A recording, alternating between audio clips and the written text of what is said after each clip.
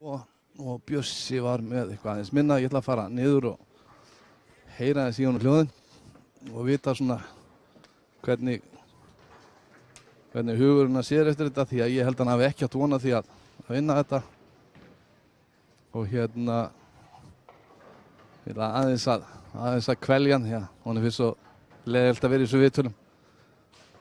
En hérna hjá mér Hafþór Harðarson, sigurvegari AMF. Ertu á leiðin til Shanghai? Ég veit það ekki. Erum við að fara til Shanghai? Ég veit það ekki, en við sjáum til. Hérna, þetta var aðeins erfiðari leikur heldur en fyrir leikurinn. Hvað var það sem breyttist?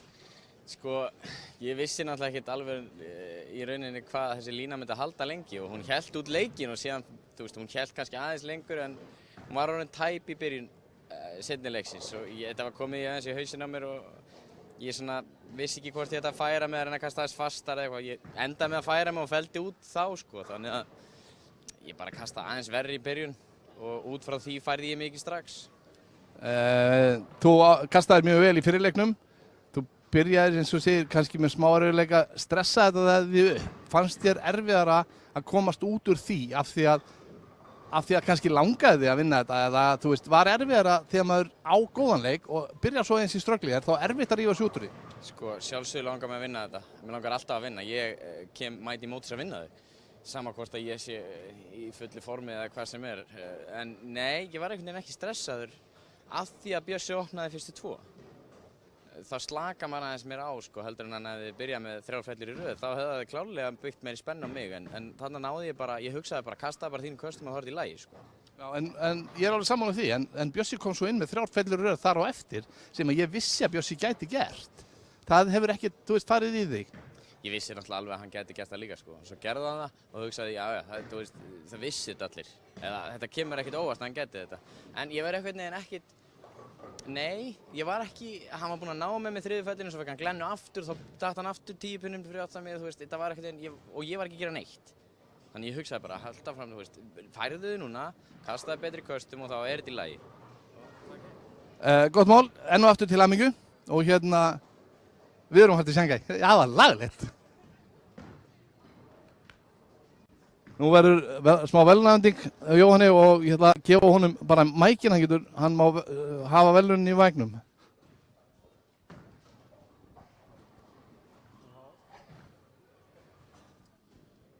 Já, þá komið að verðlauna afhendingu hérna á AMF World Cup.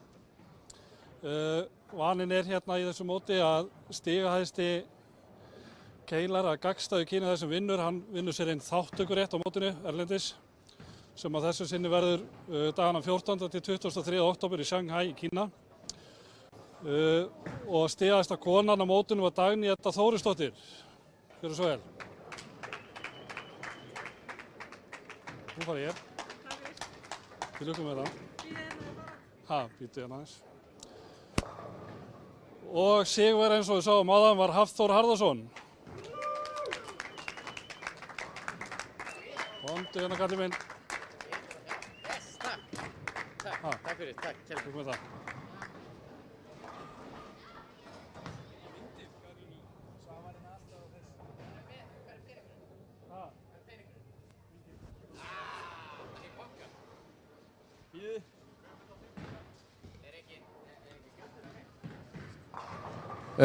Þá er þessu skemmtilega móti lokið, 3 mótum í vetur og svo þetta endar með því að 2 standa uppi, er á leiðin til Shanghai og ég, þannig að bara svo allir vitið það, þá er ég líka að fara til Shanghai ef hann fer til Shanghai. Ég fylgja honum alltaf sérstaklega á svona stórmót, en að því sáðu þá hérna ljúkum við þessu. Hörður Ingi, þakka fyrir sig, verið þið sæl.